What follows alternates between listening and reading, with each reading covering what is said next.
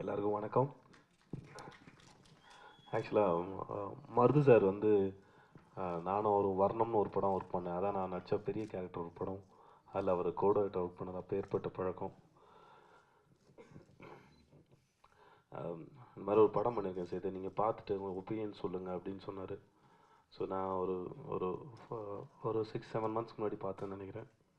படம் ரொம்ப லைவ்லியாக இருந்தது, அழகாக இருந்தது. முக்கியமாக அவர் பேர் மறந்துட்டேன். லிங்கா ரொம்ப நல்லா பண்ணியிருந்தார். அவர் கூப்பிட்டு பாராட்டினார், ரொம்ப நல்லா பண்ணியிருந்தார். நண்பன் பாபி நடிச்சிருக்கான். ஸோ படத்தில் ஓவராலாக இருந்த கேரக்டர்ஸ் எல்லாருமே வந்து ரொம்ப நல்லா பண்ணியிருந்தாங்க. ஜென்ரலாக வந்து இப்போ நாங்களாம் இங்கே சான்ஸ் தேட ட்ரை பண்ணும்போது ஊர்லேருந்து வந்த பசங்க அவங்க ரூமில் தான் போய் தங்கியிருப்போம். லஞ்சு அவனுங்க சமைப்பானுங்க, அவங்க ரூமில் சாப்பிட்டுட்டு அங்கே தூங்கிட்டு அப்படியே கம்பெனிக்கு ஃபோட்டோ கொடுக்குறது, அப்படி தான் போகுது லைஃப், போயிட்டு இருந்தது லைஃப் அப்போது.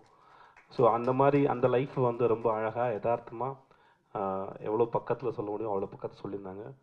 அண்டு அது படமாகவும் கண்டிப்பாக ஒரு நல்ல என்டர்டெயின்மெண்ட் ஃபில்மாகவும் இருந்தது. நடிச்சிருந்த எல்லா நடிகர்களும் ரொம்ப அழகாகவும் சிறப்பாகவும் நடிச்சிருந்தாங்க. ஒரு நல்ல படம். முக்கியமாக அந்த படத்தோட இந்த டைட்டில் ரொம்ப அழகான டைட்டில், சென்னை உங்களை அன்புடன் வரவேற்கிறது.